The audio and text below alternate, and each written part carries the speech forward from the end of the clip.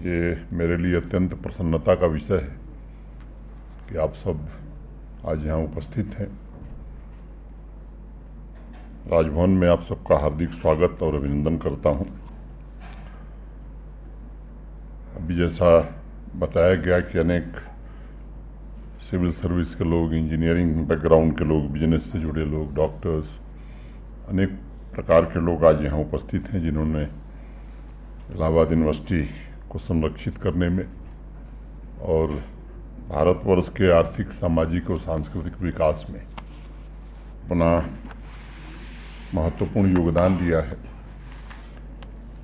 अनेक महान विभूतियाँ उस विश्वविद्यालय से निकली जिन्होंने देश को बनाने में अपना योगदान दिया।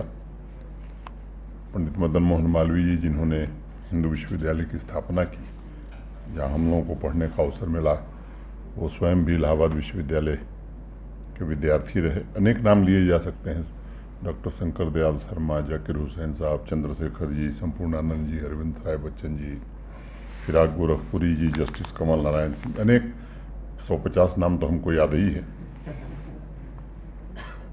मोटे तौर पर मुझे लगता है 137 वर्ष हो गए विश्वविद्यालय की स्थापना की, और जो ख्याति रही है विभिन्न क्षेत्रों में विश्वविद्यालय की, चाहे वो राजनीति हो, साहित्य हो, कला हो, संस्कृति, ज्ञान, विज्ञान, सभी क्षेत्रों में इस विश्वविद्यालय ने देश को गौरवपूर्ण बनाने में और समृद्धशाली बनाने में अपना बड़ा योगदान दिया है।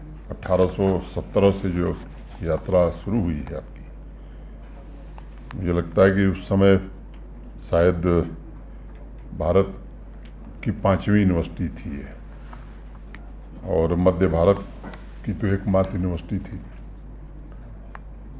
उच्च अध्ययन के साथ साथ देश में औद्योगिक क्रांति और राजनीतिक क्षेत्र था, मैं कहूँ कि प्रशासनिक ढांचे को बनाने में इस विश्वविद्यालय का बड़ा योगदान रहा है।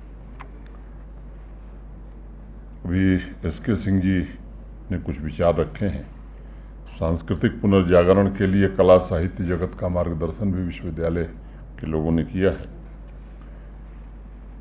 एस.के. सिंह जी ने जो पत्र मुझे भेजा था उसमें लिखा है कि ये वटवृक्ष है। मुझे लगता है कि ये 100% सच भी है।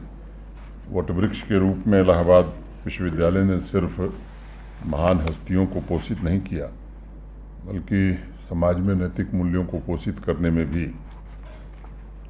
और पनपने में और देश विदेश तक फैलाने में भी मदद की।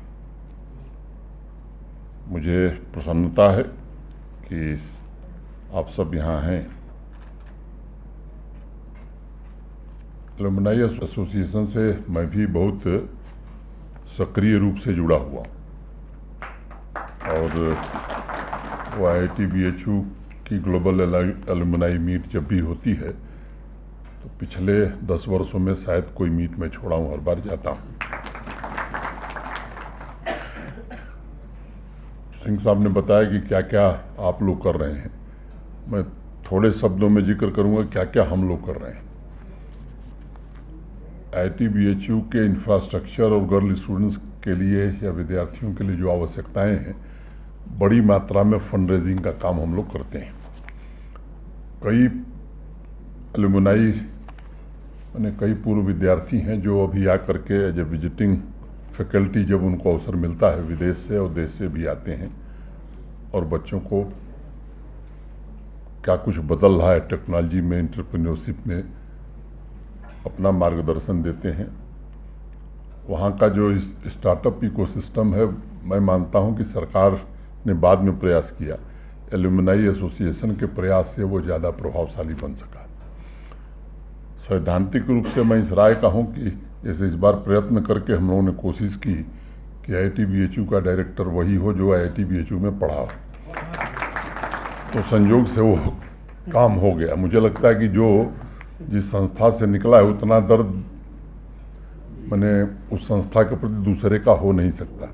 आप लोगों से भी मेरा आग्रह होगा, विश्वविद्यालय की कार्यकारिणी या जो भी कोर्ट बने उसमें एलुमनाई एसोसिएशन का रहना नितांत आवश्यक है। कई यूनिवर्सिटीज़ ने इस प्रयोग को किया है, अनेक इंस्टीट्यूशंस ने किया है, और जहाँ भी इस तरह के लोग हैं उन्होंने बहुत आगे बढ़ चढ़ करके कंट्रीब्यूशन दिया है। तो ये छोटे मोटे 2-4 सुझाव हैं मेरे, जो आपके सम्मुख मैंने रखा है। फिराक गोरखपुरी साहब ने इलाहाबाद यूनिवर्सिटी में ही पढ़ाई की और वहीं नौकरी भी किए। मेरे गांव के बगल के एक थे फिलॉसफी डिपार्टमेंट में। मेरे और उनके गांव के बीच में एक बस नदी है, और बचपन में जब वो अपने गांव आते थे तो मेरे घर पर रुक के 3-4 घंटा तब वो लोग जाते थे। तो जब वो आते थे तो हम लोग सुनते थे कि उनके पढ़ाए हुए बड़े विद्यार्थी कलेक्टर बन रहे हैं, एसपी बन रहे हैं। मुझे लगता है कि निजी तौर पर मैं भी जब विद्यार्थी था तो इलाहाबाद विश्वविद्यालय जाने का अवसर कई साल हमको भी मिला, जब छात्र संघ के चुनाव होते थे। वास्तव में राष्ट्रीय शिक्षा नीति की चर्चा बहुत हो रही है, काफ़ी हद तक काम भी हो रहा है, लेकिन जो मूल बात है सामान्य रूप से लोग समझ नहीं रहे हैं कि करना क्या है। वो कागज़ों में ही ज़्यादा उलझे हुए हैं। तो उस दृष्टि से भी इलाहाबाद यूनिवर्सिटी कैसे उस काम को करे, इसमें आप लोगों का बड़ा योगदान हो सकता है। यहाँ पर थोड़ा हम लोगों ने दूसरे ढंग से काम शुरू किया है। हायर एजुकेशन काउंसिल में हमने कई देश के अच्छे प्राध्यापकों को रखा है। डॉक्टर दिनेश सिंह जो दिल्ली यूनिवर्सिटी के वाइस चांसलर थे, उनको वाइस चेयरमैन बनाया है। प्रोफेसर रंगराजन भी बहुत सक्रिय रूप से कम से कम वर्ष में 5 बार तो यहाँ आते हैं, 2 दिन रुकते हैं। या प्रोफेसर कवि आर्या हैं IIT मुंबई के, वो भी बहुत सक्रिय रूप से इस काम में भागीदारी देते हैं। तो एक नया कोर्स शुरू किया, डिज़ाइन योर डिग्री। मुझे लगता है कि इसीलिए राष्ट्रीय शिक्षा नीति बनी है। और देश में जम्मू कश्मीर ही एक ऐसी जगह है जहाँ कि किसान भी विजिटिंग प्रोफेसर है, और कोई देश में और कोई दूसरी जगह नहीं है। और जितनी फ्लेक्सिबिलिटी दी जाएगी, मैं समझता हूँ उतना बढ़िया काम हो सकेगा। रामानुजम का नाम आप सब जानते हैं, देश के सबसे प्रसिद्ध गणितज्ञ हुए। अब इंटरमीडिएट से ज़्यादा उन्होंने पढ़ाई नहीं की। ऑक्सफोर्ड ने उन्हें बाकायदे रेगुलर PhD स्टूडेंट की तरह रजिस्टर किया और PhD की डिग्री दी। अब ये सब बातें जो सिस्टम में है हम नहीं उठा सकते हैं, लेकिन इस तरह के एसोसिएशन, क्योंकि जब तक कुलपति को और विश्वविद्यालयों को फ्लेक्सिबिलिटी नहीं होगी, मुझे लगता है कि इस तरह के काम नहीं किए जा सकते। तो इन प्रश्नों पर हमें विचार करने की ज़रूरत है। नेशनल और इंटरनेशनल चैप्टर्स का जिक्र हुआ है, बहुत ही अच्छी बात है।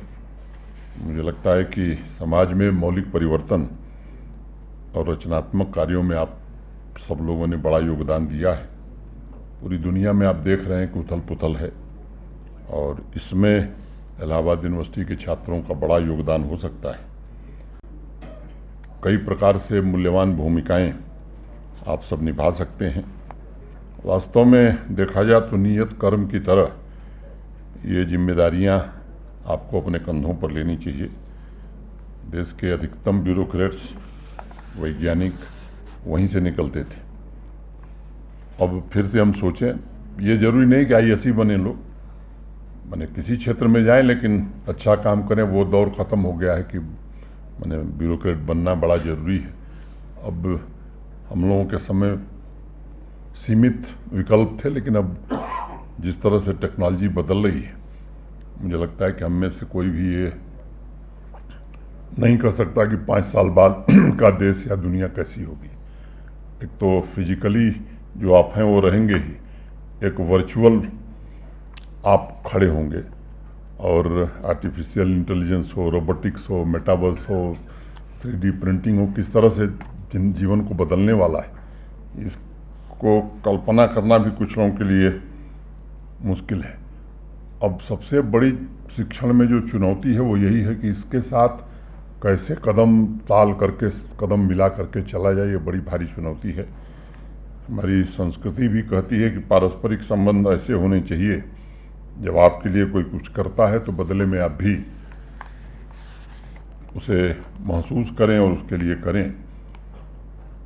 मैं कर्तव्यों का कारवां आगे बढ़े, हम सबके बीच ऐसे अनेक विशिष्ट जन उपस्थित हैं जो आप में से अनेक लोगों ने अपने कर्तव्य के द्वारा समाज को वापस लौटाने का काम किया है, जो कुछ इलाहाबाद विश्वविद्यालय ने दिया है, और इसके लिए राष्ट्र और समाज कृतज्ञ भी है।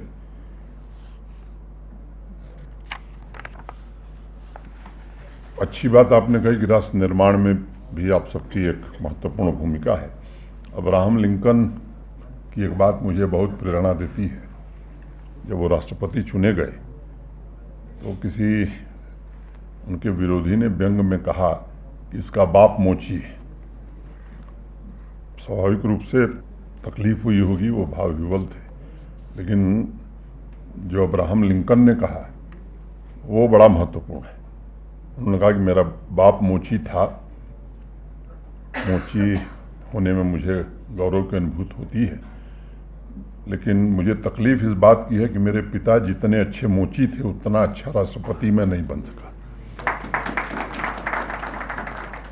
सीनेट में अपमान करने की कोशिश थी, लेकिन मुझे लगता है कि जिस तरह से उन्होंने कहा वो स्वाभाविक रूप से प्रेरणास्पद है, और ज्ञान प्रज्ञा का विकास हो। अभी कहा गया कि एक सांस्कृतिक पुनर्जागरण हो रहा है, उसमें क्या योगदान हो। मातृ संस्था के प्रति हमारी जो जिम्मेदारी है वो अगर हम बराबर ध्यान रखेंगे तो निश्चित रूप से हम उसमें सहयोग दे सकेंगे। देश में भी बड़े बदलाव हुए हैं पिछले कुछ वर्षों में, इसकी कल्पना शायद देश नहीं करता था, और मैं समझता हूँ कि आप सब देख रहे हैं कि 5वीं बड़ी अर्थव्यवस्था हम बन गए। 2027 तक तीसरी बड़ी अर्थव्यवस्था हम बनेंगे, और ये देश का ही एक तरह से संकल्प बनता जा रहा है। और जो प्रतिभा है, मैं समझता हूँ कि हमारे देश में प्रतिभा की कोई कमी नहीं है। नौजवानों को देखने के बाद ये भरोसा भी होता है कि नहीं, अब निश्चित रूप से जो लक्ष्य है वो देश प्राप्त करेगा। मुझे कल्पना भी नहीं थी कि मैं जम्मू कश्मीर आऊँगा, कभी सोचा ही नहीं था, आना पड़ गया। जो बुद्धि है, जितना विवेक है, वो कोशिश की जा रही है कि चीज़ें बेहतर हों। आज मैं कह सकता हूँ कि ज़रूर पहले से बेहतर हुई हैं। आगे देखते हैं क्या होगा। अंत में मैं आप सबके प्रति हृदय से कृतज्ञता ज्ञापित करता हूँ, और फिराक साहब की 2 पंक्ति या 4 पंक्तियाँ कह के बात भी ख़त्म करता हूँ। जिससे कुछ चौंक पड़े सोई हुई तकदीरें, आज होता है उन आँखों का इशारा भी कहाँ। मैं ये कहता हूँ कि अफलाक से आगे हूँ बहुत, इस कहता है अभी दर्द दिल उठा भी कहाँ। तेरा अंदाज तगाफुल है खुला राज, मगर इश्क की आँखों से उठता है ये पर्दा भी कहाँ। इसकी आँखों से उठता है ये पर्दा भी कहाँ। बहुत बहुत धन्यवाद। नमस्कार।